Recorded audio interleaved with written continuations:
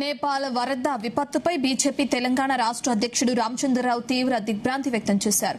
నేపాల్లో ఆకస్మిక వరదల వల్ల చాలా మంది ప్రాణాలు కోల్పోవడం, వందలాది మంది గల్లంతు కావడం తీవ్ర విచారకరమన్నారు.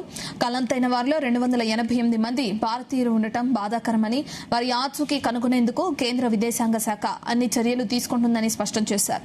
ఈ విపత్కర సమయంలో నేపాల్ ప్రభుత్వానికి, అక్కడి ప్రజలకు భారత ప్రభుత్వం అన్ని విధాలా అండగా నిలుస్తుందని తెలిపారు.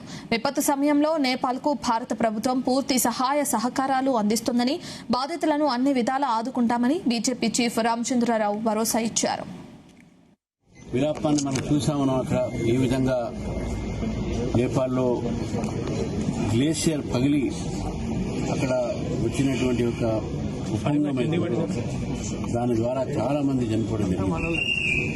నేపాల్లో ప్రజల పట్ల, నేపాల్లో ఉన్నటువంటి ఒక భారతీయుల పట్ల ఈరోజు అందరం కూడా మనం ఆందోళన పడతా ఉన్నాం. చాలా మంది అక్కడ చనిపోవడం జరిగింది, చాలా మంది గల్లంతవుతూ జరిగింది. 288 మంది భారతీయులు కనబడట్లేదని, ఎక్కడ కూడా వారు కాంటాక్ట్లో రాలేదని చెప్పేసి కూడా మనకు ఈరోజు పరిస్థితి కనబడతా ఉంది. అందరూ కూడా సురక్షితంగా ఉండాలని చెప్పేసి కూడా కోరుతూ, మరి భారత ప్రభుత్వం మినిస్ట్రీ ఆఫ్ ఎక్స్టర్నల్ అఫైర్స్ పూర్తి ప్రయత్నంతోనే ఈరోజు అక్కడ ఉన్న భారతీయుల్ని మనం రక్షించే ప్రయత్నం చేస్తా ఉన్నాం. వారు సురక్షితంగా ఉన్నారా లేదా అని కూడా కనిపిస్తున్నారు.